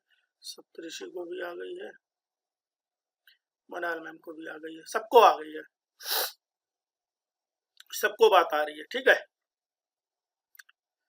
दूसरी बात क्या आने वाली है? अब ये ट्रांसफॉर्मिंग प्रिंसिपल एग्जैक्टली था क्या? बड़ा ड्रामा हुआ 1944 में, क्योंकि 1944 तक तो मेंडल ने सॉरी मेंडल कहाँ से आ रहे हैं, एक जगह मेंडल वाला भी चल रहा है ना कहीं, तो मेंडल को पहले साइड कर लेते हैं। ग्रिफिथ ने 1944 तक तो ग्रिफिथ ने खाली यही बताया था ट्रांसफॉर्मिंग प्रिंसिपल है कोई, वही ट्रांसफॉर्म कर रहा है। अब ट्रांसफॉर्मिंग प्रिंसिपल एग्जैक्टली क्या है, इसको चेक करने के लिए एवरी मैक्लॉयड और मैकार्टी, तीन साइंटिस्ट अलग अलग आए, है ना। उन्होंने 1944 में एक्सपेरिमेंट किया और आइडेंटिफाई किया कि ट्रांसफॉर्मिंग प्रिंसिपल एग्जैक्टली किस केमिकल नेचर का है। उन्होंने एक्सपेरिमेंट डिजाइन किया। क्या किया उन्होंने? एक्सपेरिमेंट क्या डिजाइन किया? एक्सपेरिमेंट में उन्होंने हाईली प्यूरिफाइड डीएनए लिया, खूब डीएनए को प्योर किया, खूब डीएनए को प्योर कर दिया। बोलो भाई, बात समझ में आ रही कि नहीं आ रही है? बहुत अच्छे से समझना। हाईली प्यूरिफाइड डीएनए लिया मतलब उस समय देखो, जैसे साइंटिस्ट होते हैं, जैसे नेता होते हैं, नेताओं का अपना दौर चलता है। कभी इंदिरा गांधी का दौर हुआ करता था, तो जो इंदिरा गांधी बोल दे सबको वही मानना है। सब वही मानना नहीं है, सब मानते थे। मतलब जैसे लोग बोलते हैं ना अंधभक्त, अंधभक्त, इतना पॉलिटिकल बात नहीं करना चाहिए। अंधभक्त सब है, हम भी है, आप भी हैं, सबके भगवान अलग अलग है। बस कोई का कोई भगवान है, कोई का कोई भगवान है, भक्त सब है। समझ रहे हो? दिव्यांशु का कोई और भगवान हो सकता है, सबके भगवान अलग अलग है, सब अंधभक्त हैं। ठीक है, तो उस समय भी कुछ इंदिरा गांधी बोल दिया, सब माने ले रहे। मोदी जी अब कुछ बोल रहे, कुछ भी बोल दे रहे, सही बोल रहे गलत बोल रहे, सब माने ले रहे, क्योंकि दिमाग कौन लगाए? दिमाग लगाते तो ट्रांसफार्मिंग प्रिंसिपल तभी समझ में आ जाता। ठीक है, तो दिमाग किसी कुछ नहीं लगाना है। तो ऐसे साइंटिफिक कम्युनिटी में भी ये कहानी चलती रहती है। साइंटिफिक कम्युनिटी में भी ये कहानी चलती रहती है। उस समय के साइंटिस्ट ने बोल दिया protein is a genetic material. अब उसको अपोज करने के लिए बड़ी मेहनत करनी पड़ेगी। पहले लोगों ने बोला कि नहीं, है ना, जब दुनिया में जब बायोजेनेसिस आप कभी जीवन में पढ़ोगे, बायोपोइसिस पढ़ोगे, तो बोलते थे कि अलग अलग कहानी बोल रहे कि पसीने में शर्ट को भिगो दो, कपड़ा भिगो दो और उसमें खूब सारा गेहूं रख दो और उसको बंद कर दो कमरा, उसमें चूहे बन जाते थे और चूहे बन भी जा रहे थे। कहीं देखा चूहे जो है वो पसीने और गेहूं से बन जा रहे हैं। इसको विरोध करने के लिए बहुत मेहनत करनी पड़ी। लेजेरो स्प्लेंजेनी, फ्रांसिस्को रेड्डी, अरे बड़ी इतिहास है। कभी क्लास ना पढ़ाने मूड में होंगे तो वो सब इतिहास बताएंगे। ठीक है, अब देखो यही सब अंतर आता है लाइव और क्लासरूम वाले में। क्लासरूम वाले में बड़ी बकवास भी की जा सकती है, इन सब चीजों को भी जाना जा सकता है। चलिए ठीक है, फिलहाल देखते हैं। तो इसको प्रूफ करना कि डीएनए ही जेनेटिक मटेरियल है, इसमें बड़ी मेहनत करनी पड़ी। कोई मानने को तैयार ही नहीं था। बहुत अच्छे से समझाना पड़ रहा था कि डीएनए ही जेनेटिक मटेरियल है। तो मैक्लाइड इन्होंने क्या किया? हाईली प्यूरिफाइड डीएनए लिया। हाईली प्यूरिफाइड क्यों? क्योंकि अगर प्यूरिफाइड डीएनए ना होता तो कहते देखो तुमने डीएनए डाला, डीएनए के साथ साथ प्रोटीन भी चली गई होगी। देखा, मैं कह रहा था प्रोटीन की वजह से ट्रांसफॉर्मेशन हुआ। तो उन्होंने क्या किया? हाईली प्यूरिफाइड डीएनए लिया, उसको प्रोटीएज से ट्रीट भी करा दिया कि अगर उसके अंदर प्रोटीन है तो वो भी खत्म हो जाए, केवल डीएनए ही बचे। was isolated from the heat kill type 3s pneumococcus, है ना, न्यूमोकॉकस बैक्टीरिया से, जो टाइप 3s टाइप की थी, उससे डीएनए लेके आइसोलेट करके और उसको खूब अच्छे से खूब सारे प्रोटीएज से ट्रीट कराया गया, जिससे प्रोटीन खत्म हो गई, है ना, एमाइलेज से ट्रीट कराया गया, कार्बोहाइड्रेट खत्म हो गया, आरएनए से ट्रीट कराया गया, आरएनए खत्म हो गया, केवल डीएनए बचाया उन्होंने। This DNA preparation was mixed with live type R. अब इसी डीएनए प्रिपरेशन करके जो भी डीएनए इन्होंने आइसोलेट किया है उसको टाइप 2 आर के साथ या आर स्ट्रेन के साथ मिक्स कर दिया। कुछ समय बाद रिजल्ट क्या मिला कि टाइप 2 सेल जो है वो ट्रांसफॉर्म हो गई टाइप 3 से। टाइप 2 जो है टाइप 3s में चेंज हो गई। क्या पता चला? कि ये डीएनए के वजह से ही टाइप 2 टाइप 3 में चेंज हुई है। अभी भी साइंटिस्ट डाउट में थे वेदर प्रोटीन कंटामिनेशन। फिर देखो वही कहानी। बोले यार तुम्हारे डीएनए में प्रोटीन का कंटामिनेशन होगा, ऐसा थोड़ी नहीं हो सकता है कि 4 न्यूक्लियोटाइड 4 तरह की सब्जी से करोड़ों तरह की आप सब्जी बना दोगे, ऐसा हो ही नहीं सकता है ना। बोला तुम्हारे डीएनए में कुछ ना कुछ प्रोटीन का कंटामिनेशन रहा होगा। उन्होंने कहा कि यार अभी करके देता हूँ। बोला टियर 4 enzyme treatment experiment we are perform. इसके बाद उन्होंने उसको जंप करके एंजाइम से ट्रीट करके देखा। कौन से एंजाइम यूज किया? प्रोटीएज यूज किया, आरएनए यूज किया और डीएनए यूज किया। जब इसी मिक्सचर में प्रोटीएज डाला, ठीक है, प्रोटीएज डाला, ध्यान दो, प्रोटीएज डाला मतलब प्रोटीन नहीं है, प्रोटीएज डाला और प्रोटीन नहीं है, तब भी ट्रांसफॉर्मेशन हो गया। प्रोटीन के ना होने पे भी ट्रांसफॉर्मेशन हो रहा है। आरएनए डाला, आरएनए नहीं है, तब भी ट्रांसफॉर्मेशन हो रहा है। मान लो आपके घर में कोई चोरी हो रही है ना। जब हॉस्टल में मैं रहता तो मेरे रूम में खूब पैसा चोरी हो जाता था। अब हमको एक लड़के पे शक हुआ कि भैया नाम हम नहीं लेंगे, हो सकता है वो भी कभी वीडियो देख ले, ठीक है। हमको उसके ऊपर शक हुआ कि ये चोरी किया, लेकिन एक दिन वो घर चला गया तब भी चोरी हो गई। मतलब वो बरी हो गया कि वो चोरी नहीं कर रहा है, वो चोरी के लिए रिस्पॉन्सिबल नहीं है, उसके ना होने पे भी चोरी हो रही है। फिर दूसरे पे शक हुआ, उसके ना होने पे भी चोरी हो रही थी। इससे क्या प्रूफ हो रहा है, जो नहीं है तब भी प्रोसेस हो जाए तो मतलब वो रिस्पॉन्सिबल भी नहीं है, ठीक है। तो प्रोटीएज ने प्रोटीन को खत्म कर दिया तब भी ट्रांसफॉर्मेशन हो रहा है, आरएनए को आरएनए को खत्म कर दिया तब भी ट्रांसफॉर्मेशन हो रहा था, डीएनए ने डीएनए को खत्म कर दिया और ट्रांसफॉर्मेशन नहीं हुआ। कहा अरे भाई, अब हम लोग मान लेते हैं कि एक दोस्त था वो चला गया, उसके जाने के बाद चोरी रुक गई, तो क्या पता चला हमने, क्या पता चल रहा है कि भाई यही चोर था। कंक्लूजन क्या लिखा है, DNA is the transforming principle. Important historical points क्या क्या निकले। This was the first, important रखना, इंपॉर्टेंट बात याद रखना, this was the first direct evidence that a DNA is a genetic material. एक पहला डायरेक्ट एविडेंस था कि डीएनए ही जेनेटिक मटेरियल है, लेकिन अभी भी लोग मानने को तैयार नहीं थे। उन्होंने बोला यार चाहे तुम कुछ कर लो, प्रोटीन तो अंदर गई है। It is not a unequivocal proof. पहला डायरेक्ट एक्सपेरिमेंट तो है जो कि डीएनए जेनेटिक मटेरियल है, लेकिन अभी भी यह निर्विवाद निसंदेह नहीं है, अभी भी लोगों को इस पे शक है। समझ रहे हो, अभी भी इसको, आपने कोई कांड किया या नहीं भी किया, आपके ऊपर पापा मम्मी कुछ शक कर रहे हैं, आप दे सफाई पे सफाई दिए जा रहे हो, लेकिन शक खत्म ही नहीं हो रहा है। कोई एक ऐसी दलील आपने दी अल्टीमेटली जिसपे पापा को विश्वास हो गया कि भैया ने मेरे नहीं किया है। जब वो विश्वास आ जाए तब आप बोलते हो कि आपने पापा को अनइक्विवोकल मैनर में प्रूफ दिया है। अब कोई भी विवाद नहीं बचा है, कोई भी संदेह नहीं बचा है, पापा निसंदेह निर्विवादित रूप से हमारी बात मान चुके हैं। तो ये पहला एक्सपेरिमेंट था, आपने जो पहली दलील दी जिसमें पापा मान गए कि हाँ ऐसा हो सकता है, लेकिन अभी भी पापा के दिमाग में एक शक बैठा हुआ है कि मेरे भैया ही नहीं कांड किया है। समझ पा रहे हो बात को कि नहीं। तो पहला एक्सपेरिमेंट, मैं इसलिए क्यों बोल रहा हूँ इस पॉइंट को, क्योंकि इसी पे स्टेटमेंट बनता है। पहला डायरेक्ट एविडेंस जो था वो कौन सा था, मैकार्डी मैक्लॉइड का। ग्रिफिथ ने तो खाली बेस बनाया था कि आकर के इस पे आगे आप काम करो, ठीक है, रिसर्च करो। ग्रिफिथ ने तो केवल बेस बनाया है। आगे का बड़ा काम किसने किया, बड़ा काम किसने किया है, मैकार्डी मैक्लॉइड ने पहला डायरेक्ट एविडेंस दिया, लेकिन अभी भी यह अनइक्विवोकल था। चलिए देखते हैं जरा कुछ कहानी। क्या किया, टाइप 2 टाइप का, टाइप 2, अब हम 2 और 3 ना बोल करके केवल आर एस बोलेंगे, ठीक है। आर बैक्टीरिया ली और उसको कॉलोनीज, ठीक है, उसको कॉलोनीज, देखो कितना कितना मैक्लॉइड मैकार्डी ने कितना प्रिकॉशन लिया होगा, देखो इस एक्सपेरिमेंट में दिख रहा है। क्या किया, क्या किया भैया, टाइप 2 बैक्टीरिया ली, है ना, और उसको अगार पे डाला, ग्रो कराया, तो टाइप आर जो है वो ग्रो कर गई। आर बैक्टीरिया लिया, आर कॉलोनी बन गई। खाली डीएनए लिया, कोई कॉलोनी नहीं बनी।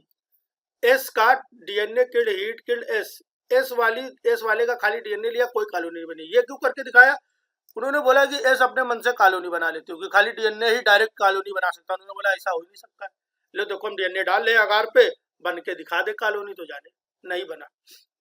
तो दूसरा एक्सपेरिमेंट देखो, तुम्हें खुद लगेगा कि ये एक्सपेरिमेंट तो फर्जी किया गया, आज लग रहा है खाली डीएनए डालने से कॉलोनी थोड़ी नहीं बन पाएगी बैक्टीरिया की।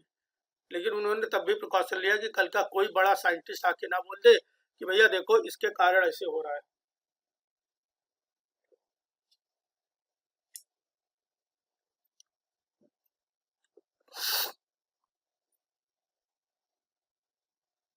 ठीक, अब एक्सपेरिमेंट नंबर 3 किया, आर बैक्टीरिया लिया और एस हीट किल्ड डीएनए लिया, plus serum that precipitate R cells from mixture, है ना, एक सीरम ले लिया जो आर सेल को मिक्सचर से प्रेसिपिटेट कर लेगा। तो आर सेल मिक्सचर से प्रेसिपिटेट हो गई, अलग होती चली जा रही है, तो हमें केवल और केवल एस कॉलोनीज दिखी, ना कि ऐसा नहीं हुआ कि आर है नहीं, आर भी है, लेकिन आर को सीरम ने अपने पास बैठा लिया कि तुम इधर आओ, वो साइड में बैठी हुई, सारी की सारी आर बैक्टीरिया जो है वो एग्लूटिनेट हो गई, पास पास आ गई, चिपक गई, सारी की सारी एग्लूटिनेट हो गई। मान के चलते आटा आटा आटा आपके पास है, आटे का हर एक पार्टिकल को आप मान लो आर बैक्टीरिया है, और थोड़ा पानी डाला ऐसे से कर लिया, सारे आटे के पार्टिकल पास पास आ गए, मर नहीं गए हैं, सारे आटा सही है, खराब थोड़ी नहीं हो गया, सही आटा है, बस पानी ने क्या किया, सारे आटा को आपस में पास पास मिला लिया। इसको हम लोग बोल सकते हो एक तरह से एग्लूटिनेशन हुआ। तो बचा क्या केवल, अब बचा क्या केवल दूसरी बैक्टीरिया एस कॉलोनीज दिखी। इस केस में एस कॉलोनीज दिखी, कहा देखा एस दिख गई, हमने लिया था एस का डीएनए, तब भी एस का डीएनए और वो हीट किल्ड भी था। देखो DNA from heat killed cells, खाली डीएनए क्यों नहीं लिया, हीट किल्ड सेल्स क्यों लिया, क्योंकि उन्होंने प्रिकॉशन लिया। एक तो हीट किल्ड ले करके उन्होंने प्रिकॉशन लिया कि देखो प्रोटीन कार्बोहाइड्रेट आरएनए सब मैंने हटा दिया हीट दे करके, क्योंकि डीएनए सबसे ज्यादा स्टेबल है, डीएनए सबसे ज्यादा स्टेबल हो रहा है यहाँ पे। तो सब बैक्टीरिया सारी प्रोटीन वोटीन टूट गई, खाली डीएनए बच रहा है यहाँ पे, और डीएनए लेकर के दे दिया, कहा नहीं यार डीएनए का प्रोटीन भी गया होगा, कह लो या प्रोटीएस भी डाले दे रहे, खुश, सारा एक्सपेरिमेंट सेम रखा, साथ में प्रोटीएस भी डाल दिया, तब भी एस कॉलोनीज मिल रही थी। बोले प्रोटीएस डाल दिया आरएनए होगा, आरएनए होगा भाई, आरएनए रिस्पॉन्सिबल होगा ट्रांसफॉर्मेशन के लिए, अरे लो यार आरएनएस भी डाल दे रहा हूँ, आरएनएस डाल दिया तब भी एस कॉलोनीज मिली। अब भाई देखो विपक्षी दल को पसीने आ गए, कह रहा यार ये तो मान ही नहीं रहा, इस बार इन्होंने डीएनए डाल दिया, कहा देखो अब डीएनए डाल देंगे, ये डीएनए डाल देंगे, डीएनए जा करके इस डीएनए को तोड़ फोड़ देगा, तोड़ फोड़ देगा, डीएनए टूट जाएगा, इस डीएनए बहुत ज्यादा तोड़ दिया, थोड़ा आराम से तोड़ते, तोड़ देगा इसे, ठीक है, तोड़ देगा, और तोड़ देगा तो डीएनए डीनेचर हो जाएगा। अब ये जो है टाइप 3 बैक्टीरिया नहीं दिखेंगे। एक बात इंपॉर्टेंट बात ध्यान दे दो, मैं एक अच्छी बुक में पढ़ रहा था, उसमें लिखा हुआ है नो कॉलोनीज या नो टाइप 3 का नो कॉलोनीज लिखा हुआ है, हाँ ठीक है, कॉलोनीज ऐसा नहीं, कॉलोनीज नहीं मिलेंगी, कॉलोनीज मिलेंगी आर वाली मिलेंगी, एस वाली नहीं मिलेंगी, आर वाली मिलेंगी, यहां पर भी आर वाली मिलेंगी, यहाँ पर भी आर वाली मिलेंगी, यहाँ पर भी आर वाली, बस अंतर यह है कि हम लोगों ने यहाँ पर आर के लिए एंटी सीरम डाल दिया है, तो कॉलोनीज स्कैटर्ड नहीं रहेंगी, कॉलोनीज क्या रहेंगी, एग्लूटिनेट होकर के प्रेसिपिटेट बना के नीचे बैठी रहेंगी, ठीक है, सेपरेट हो जाएंगे, नीचे ना बैठने को बढ़िया बोल दो, सेपरेट रहेंगे। बोलो ये एक्सपेरिमेंट क्या सबको समझ में आ गया? रंगोली जी को आया, कोई रॉकेट साइंस नहीं है, मनाल मैम को आया, सप्तऋषि को आया, दिव्यांशु को आया, ठीक है, एक्सपेरिमेंट आपको आया रहा था पहले से। तो अभी तक हम लोगों ने दो बातें सीख ली, एक ग्रिफिथ का एक्सपेरिमेंट भी सीख लिया, फिर ग्रिफिथ की बात को आगे बढ़ाने वाले मैककार्डी मैक्लॉयड की बात भी सीख ली, ठीक है। अब बात आने वाली है तीसरी, हार्सी एंड चेज एक्सपेरिमेंट। हार्सी और चेज एक्सपेरिमेंट आने वाला है। इन्होंने अनइक्विवोकल, ये अनइक्विवोकल एनसीईआरटी क्लास 12 में एज इट इज ये वर्ड लिखा हुआ है, अब क्लास 12 लेवल का थोड़ी नहीं पढ़ा रहा हूँ, लेकिन ये वर्ड लिखा हुआ है, मान लो कोई मास्टर साहब बना रहे हो पेपर, वो यही वर्ड यूज कर ले, आप कभी वाला वर्ड सुने ही ना हो,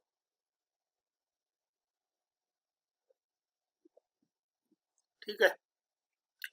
that DNA is the genetic material, इसने आखिरकार प्रूफ कर दिया कि डीएनए ही जेनेटिक मटेरियल है।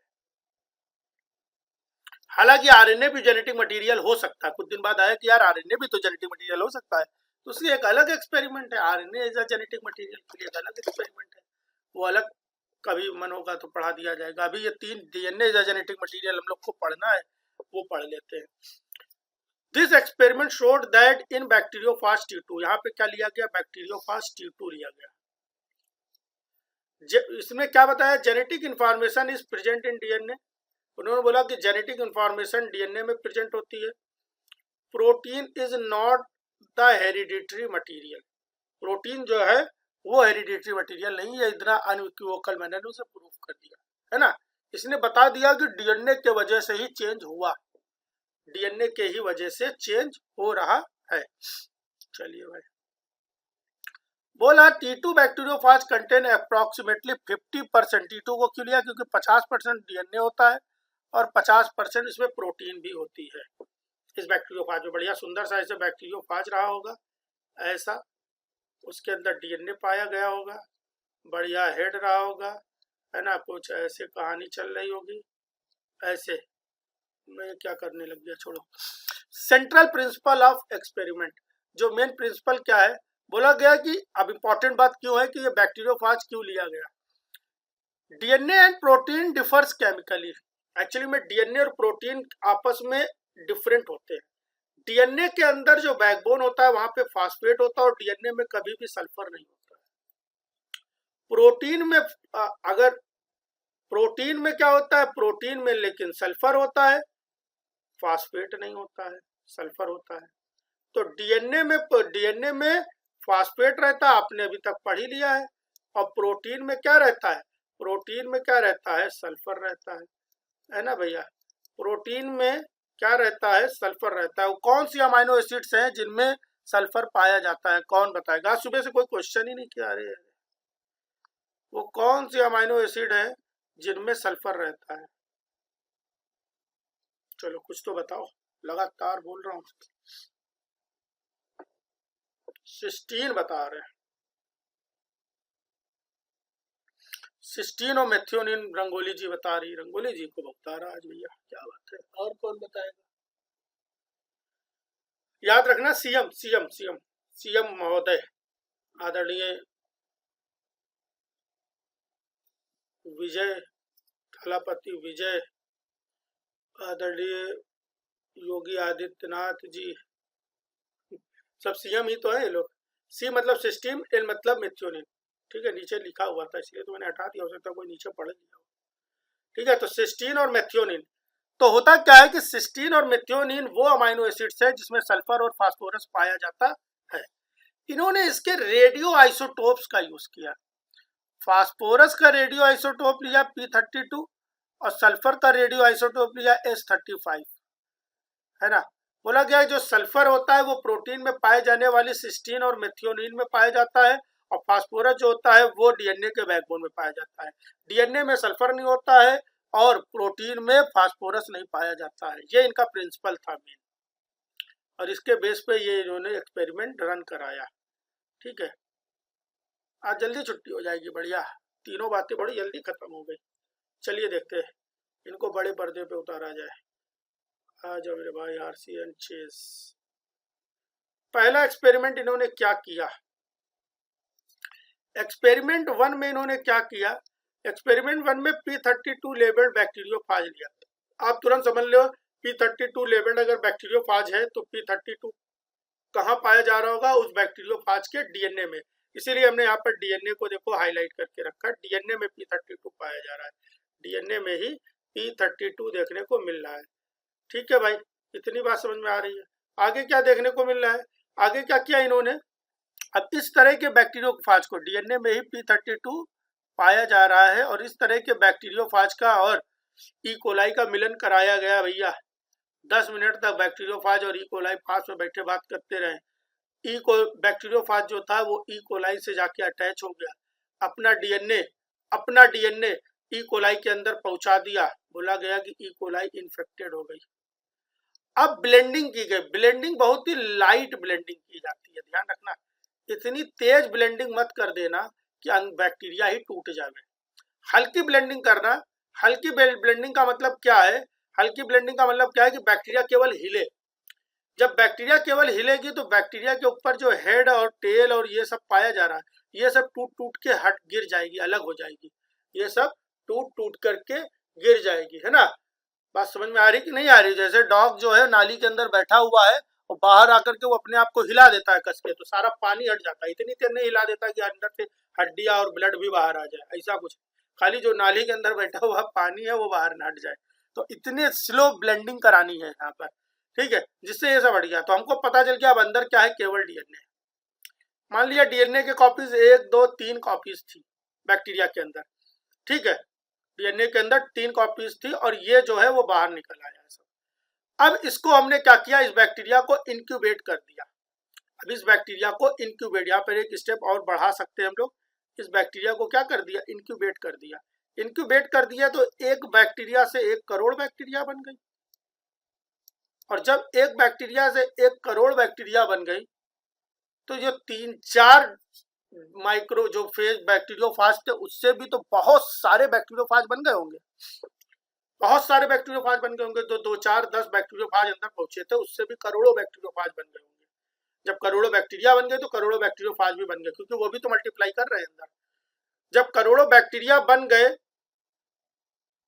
ठीक है, तो हुआ क्या, जब उसको सेंट्रीफ्यूज किया गया तो बैक्टीरिया के नीचे एक पैलेट बन गई, ये एक पैलेट बन गई, और पैलेट बन गया, उस पैलेट में ढेर सारी रेडियो एक्टिविटी देखने को मिली। बोला गया देखो रेडियो एक्टिविटी बढ़ नहीं गई, 3 में इतना उजाला होने नहीं चाहिए।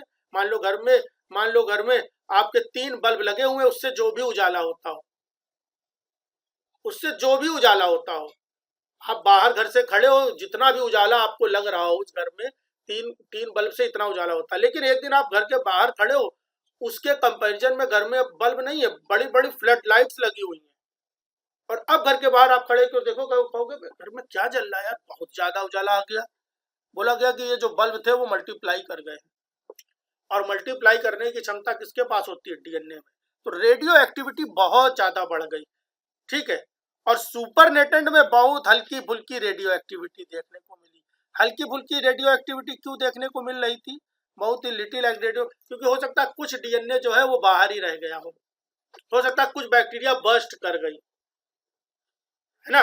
जो बैक्टीरियोफाज था उसने लिटिक साइकिल फॉलो कर ली, और लिटिक साइकिल फॉलो करके बैक्टीरिया को दगा दिया हो, दग गई हो तो डीएनए बाहर आ गया। तो थोड़ी बहुत जो होती है रेडियो एक्टिविटी सुपरनेटेंट में भी देखने को मिली, ठीक है। सुपरनेटेड में देखने को मिली। Mix bacteriophage and bacteria allow time for the phage to infect bacteria subject to shearing force in blender separate bacteria from the phage and centrifugation. इसके बाद इन्होंने कहा कि देखो अगर प्रोटीन जेनेटिक मटेरियल होगा, देखो जेनेटिक मटेरियल की खास बात क्या है कि जेनेटिक मटेरियल मल्टीप्लाई करता है। यहाँ पर हमने 3 बल्ब डाले थे, पूरी इतनी सारी फ्लड लाइट बन गई, तो जेनेटिक मटेरियल मल्टीप्लाई करता है।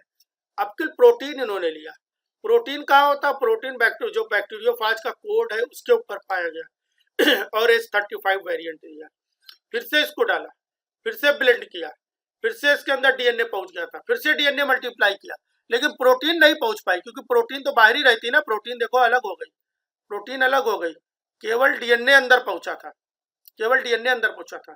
तो इस बार रेडियो एक्टिविटी बढ़ी ही नहीं, पेलेट में रेडियो एक्टिविटी नहीं दिखी, बहुत ही थोड़ी बहुत रेडियो एक्टिविटी पेलेट में देखने को मिल पाई, बहुत ही लिटिल नेग्लेजिबल। और रेडियो एक्टिविटी कहाँ देखने को मिली, प्रोटीन में। बोला गया क्या, जब सेंट्रीफ्यूज किया था तो प्रोटीन सारी ऊपर आ गई थी, और बैक्टीरिया अपना डीएनए और बैक्टीरियोफाज का डीएनए लेके नीचे बैठ गई थी। नीचे बैठ गई थी तो बहुत बहुत नेग्लेजिबल अमाउंट में रेडियो एक्टिविटी थी, और चूंकि प्रोटीन सारी ऊपर आ गई थी इसलिए प्रोटीन के कारण रेडियो एक्टिविटी बढ़ी। एक इंपॉर्टेंट बात और है, जब और अच्छी बुक पढ़ोगे तो जितनी रेडियो एक्टिविटी इस सोल्यूशन में आ रही थी बैक्टीरियोफाज में, लगभग उतनी रेडियो एक्टिविटी इस पे भी दिख रही थी। मतलब रेडियो एक्टिविटी की इंटेंसिटी जो थी सेम थी, इंटेंसिटी जो थी वो सेम थी। लेकिन इस केस में देखा गया कि रेडियो एक्टिविटी की इंटेंसिटी बहुत ज्यादा बढ़ गई, मल्टीप्लाई करके, और मल्टीप्लाई करने की क्षमता होती है केवल डीएनए में। तो यहाँ से प्रूफ हुआ कि डीएनए ही मल्टीप्लाई कर सकता है, इसलिए डीएनए ही जेनेटिक मटेरियल है। क्या भाई सबको बात समझ में आ रही है?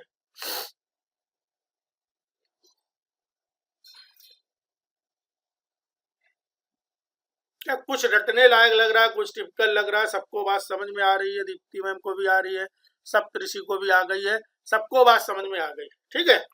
3 एक्सपेरिमेंट आज हम लोगों ने इंपॉर्टेंट एक्सपेरिमेंट खत्म कर दिया है। कल से फिर से हम लोग बहुत अच्छे से, आज भी अच्छे से पढ़ रहे थे, कल से नया टॉपिक स्टार्ट होगा ना, तो नया टॉपिक स्टार्ट हो जाएगा, DNA is a genetic material, नहीं क्या बोल रहा हूँ, डीएनए रेप्लिकेशन, नया टॉपिक। एक दो जो छोटे मोटे टॉपिक बने हुए हैं बच जाएंगे, अगर जैसे आरएनए वर्ड मैंने सोचा इस बार पढ़ा दूंगा, और क्या पढ़ा, आरएनए वर्ड कभी नहीं पढ़ाता था मैं, इस बार पढ़ा दूंगा, कोई क्वेश्चन आता है उससे। और RNA is a genetic material, उसके हो सकता है खाली वीडियो बना करके हम यूट्यूब पे पब्लिक, क्योंकि यूट्यूब पे पब्लिक वीडियोज आना बंद हो गई भाई, सब्सक्रिप्शन जो सब्सक्राइबर है वो कम हो गए, वो भी तो जरूरी है यार, वही भी तो मेरी रोजी रोटी है। सप्तऋषि जो है वो यूट्यूब से आए हैं, एक शुभम महती वो अभी आई नहीं क्लास में कभी, वो भी यूट्यूब से आए हैं, मनोज सोनी यूट्यूब से आए तो वहां से भी तो बच्चों को घसीट के लाना है कहीं से कुछ ना कुछ। चलिए भाई कुछ क्वेश्चंस करते हैं। क्वेश्चन नंबर 1 है which of the following observation from the Hershey Chase experiment most strongly supports that DNA is the genetic material.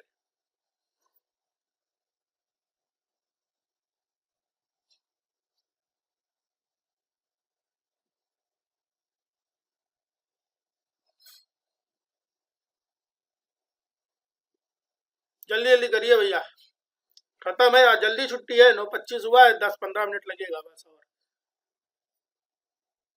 बढ़िया, बैग उठाइए, घर जाइए अपने अपने।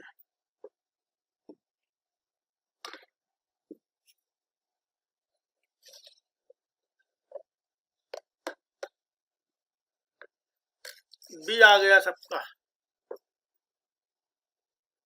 कि phosphorus phosphorus enter bacterial cell and appeared in progeny phage. ठीक है, किसी को इस क्वेश्चन में कंफ्यूजन नहीं होनी चाहिए। क्या किसी को कंफ्यूजन है क्या इस क्वेश्चन में?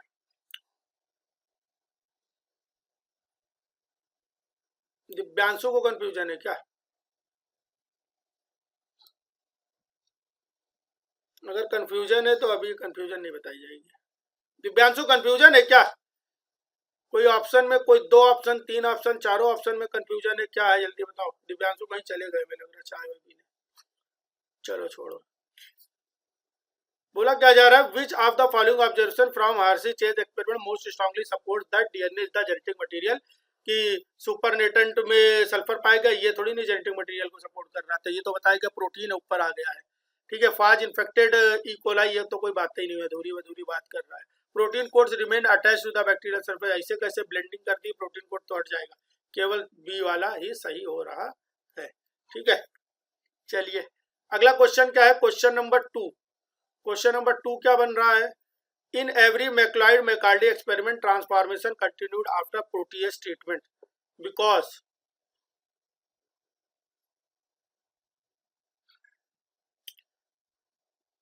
ए आ रहा है, बड़ा आसान आसान क्वेश्चन आते हैं, कॉन्सेप्ट नहीं क्लियर है तो इस टाइप के क्वेश्चन गलत कर दोगे। इस टाइप के क्वेश्चन अगर आप गलत कर दोगे तो पूरी जीवन भर ताउम्र आपका गलत होता रहेगा, पछताते ही रहोगे।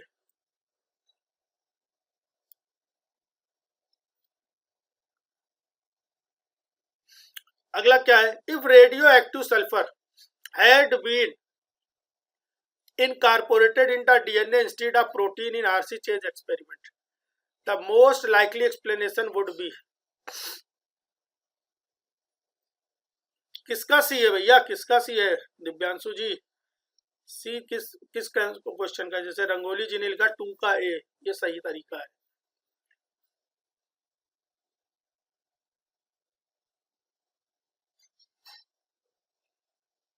थ्री वाले का आंसर बतलाओ।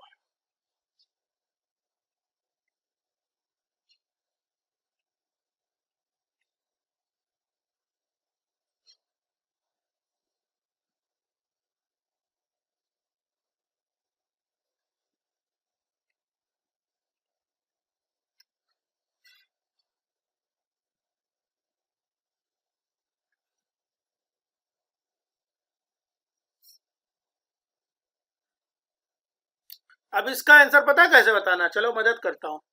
सही की तलाश में ना निकलो, गलत ढूंढो, गलत कौन कौन है।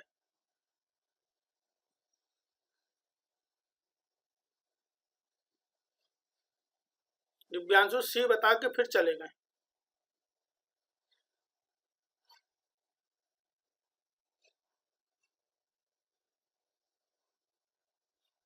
थ्री का ए होगा, दीप्ति मैम तो बी बता रही हैं यार,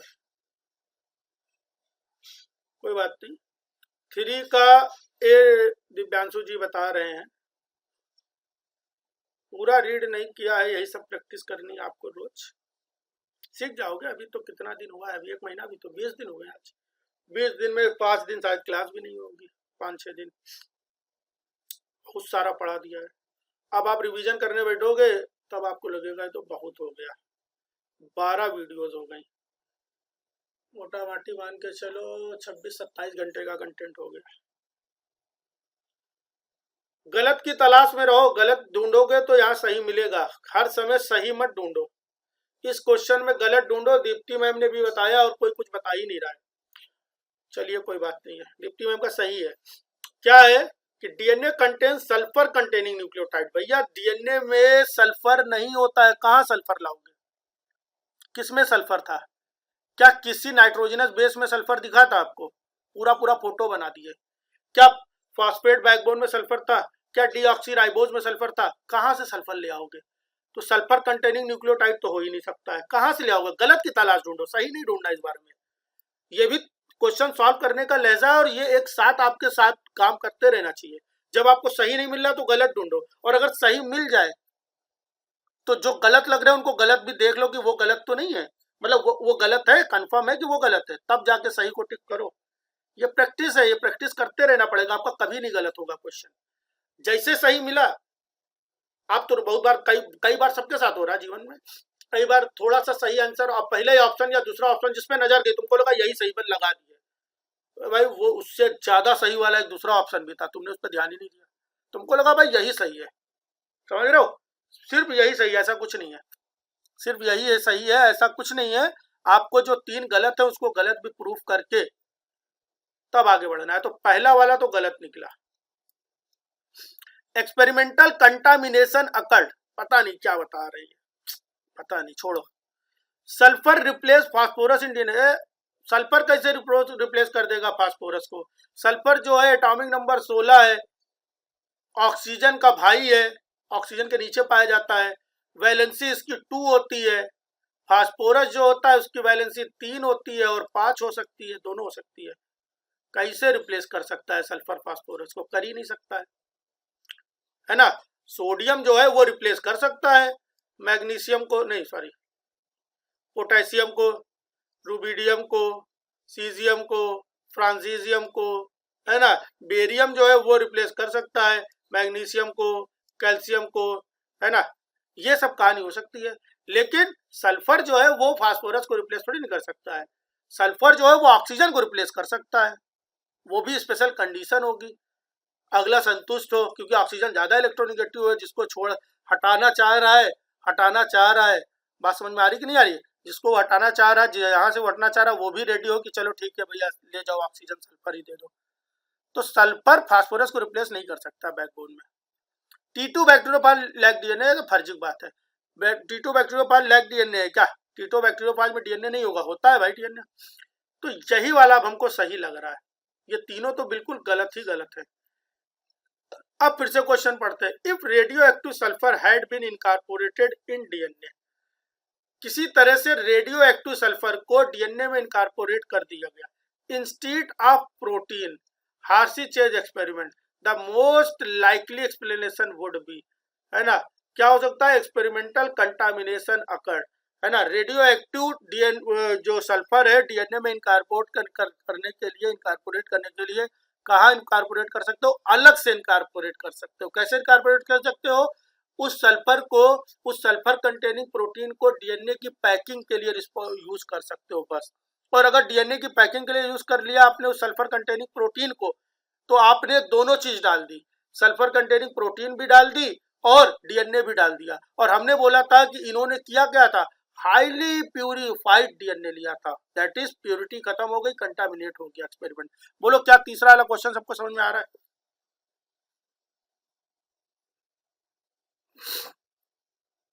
क्या समझ में आया भैया?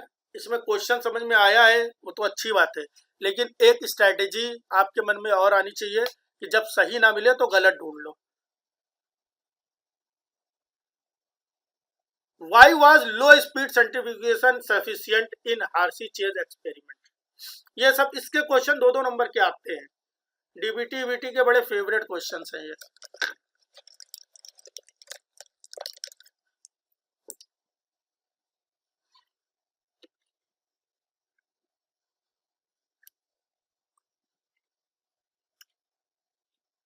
लो स्पीड सेंट्रीफ्यूगेशन क्यों कराया, हाई स्पीड में क्यों नहीं करा दिया? मैंने बताया था अभी।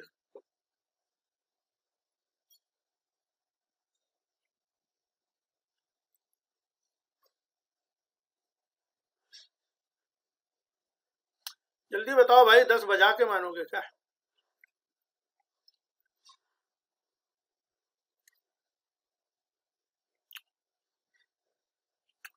फोर का बी रंगोली जी का और सप्तऋषि जी का 4 का ए आ रिया है।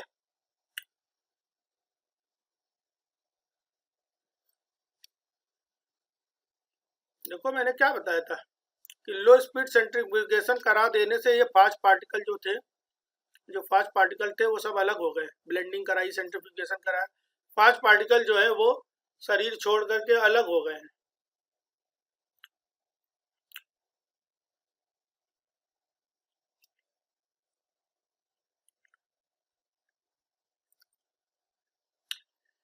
लो स्पीड सेंट्रीफ्यूगेशन करा देने से क्या हुआ कि बैक्टीरिया तो सेडिमेंट हो गए, जबकि फास्ट कोड जो हो गया वो निकल गया बाहर। यही तो बताया है मैंने, एज इट इज बताया है। अगर हाई स्पीड सेंट्रीफ्यूगेशन करा देते तो क्या होता? हाई स्पीड सेंट्रीफ्यूगेशन करा देते तो बैक्टीरिया भी टूट जाती, उसका डीएनए तक बाहर आ जाता, फिर नीचे खाली डीएनए बैठा मिलता हमको। बात समझ में आ रही कि नहीं आ रही है? हमें डीएनए को नहीं बैठाना था, हमें केवल बैक्टीरिया की पेलेट चाहिए थी। तो बहुत ज्यादा स्पीड में सेंट्रीफ्यूगेशन आप करा दोगे, है ना, हाई आरपीएम पे, बहुत ज्यादा आरपीएम पे सेंट्रीफ्यूज करा दोगे तो बैक्टीरिया तो टूट जाएगी, अब नीचे डीएनए मिलेगा। हमने क्यों कराया लो स्पीड में? क्योंकि हम चाह रहे थे बैक्टीरिया सारी नीचे बैठ जाए, और उसके ऊपर जो अभी डॉग वाला एग्जांपल भी दिया था, ब्लेंडिंग कराया, लो स्पीड सेंट्रीफ्यूगेशन कराया, तो हम ये नहीं चाह रहे थे कि डॉग के अंदर से उसका माल पानी सब बाहर आ जाए, ब्लड वगैरह निकला। नहीं, डॉग बस ऐसे ऐसे सर हिलाएगा, उठ जाएगा आराम से। इतनी तेज थोड़ी नहीं अपने आप को हिला देगा कि अंदर से हड्डियां बाहर आ जाए, समझ रहे हो? तो इतना लिमिट में सेंट्रीफ्यूज कराइए, ब्लेंड कराइए कि बैक्टीरिया का सेडिमेंट हो जाए, और ये फास्ट पार्टिकल और हाइवर देन, इससे कोई बात हुई? डीएनए सेडिमेंट इंडिपेंडेंटली, इसके लिए बहुत आरपीएम पे करना पड़ेगा तो डीएनए सेडिमेंट भी हो जाएगा, तो ये भी बात नहीं हुई। रेडियो एक्टिविटी इंक्रीज सेडिमेंटेशन, हाँ बात होती है, सही है, लेकिन वो लो आरपीएम पे करने के कारण रेडियो एक्टिविटी थोड़ी नहीं इंक्रीज कर गई है सेडिमेंटेशन में। जो सेडिमेंटेशन हो रहा है वो लो आरपीएम में करने से रेडिमेंट, जो 4 का डी किसी का आ गया था क्या? नहीं, सबका बी आ रहा था। ठीक है, सप्तऋषि का केवल ए आया है। तो सप्तऋषि ये बताओ, फेज पार्टिकल जो heavier than bacteria, phase particle bacteria से हैवी होते हैं क्या?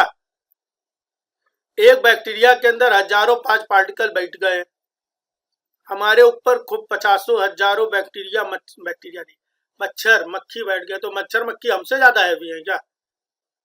ये कहां से आंसर लाया आज भैया सप्तऋषि? बड़ा गलत आंसर ले आया हूं। चलो भाई कोई बात नहीं है, आ गया सबको 4 वाला समझ में। 5th वाला समझते हैं, आंसर दीजिए। 5th वाला, 6th वाला खत्म, बस 2 और बचे हैं।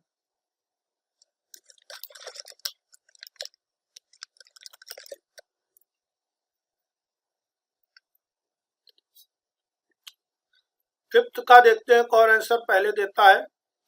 दीप्ति मैम का डी आ रहा है, इससे पहले दीप्ति मैम का बी आया था। ठीक है, इसमें डी आ रहा है, रंगोली मैम का भी डी आ रहा है, वेरी गुड।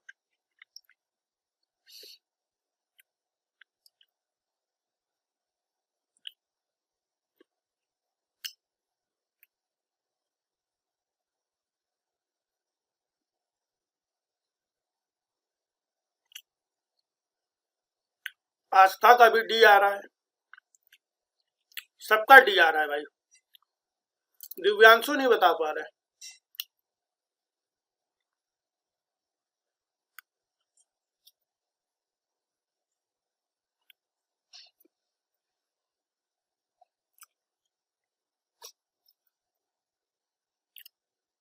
तो बहुत आसान है, ये तो भाई बहुत आसान है।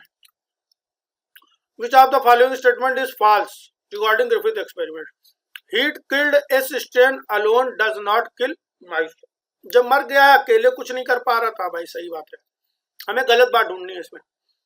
Live R strain alone is not virulent, बात सही बात है, आर जो है वो नॉन वायरुलेंट है क्योंकि इसके पास कैप्सूल नहीं है, और वायरुलेंस के लिए कैप्सूल रिस्पॉन्सिबल है। Live R strain convert S strain in the presence of heat killed S strain, live R strain converts into S strain, R strain जो है वो एस स्ट्रेन में चेंज हो रहा था इन the presence of heat killed. हाँ भाई सही तो बात है, यही तो हो रहा था। Heat killed R strain transform, R जो है वो एस में transform live S strain. Heat killed R strain, R strain को मार दिया है भैया, और आर स्ट्रेन से एस स्ट्रेन बना दे रहे हैं, ऐसा थोड़ी नहीं है। एस हीट किल्ड थी और एस से आर बन, सॉरी एस हीट किल्ड थी और वो एस को, एस जो हीट किल्ड थी वो आर को एस में चेंज कर दे रही थी, ये था ट्रांसफॉर्मेशन। तो ये वाला बहुत ज्यादा गलत बात है, तो यही हमारा सही चॉइस है, गलत ही सही है आज। लास्ट बता दीजिए भैया, लास्ट है और भी है? हाँ लास्ट है। The every experiment DNA treatment abolished transformation because DNA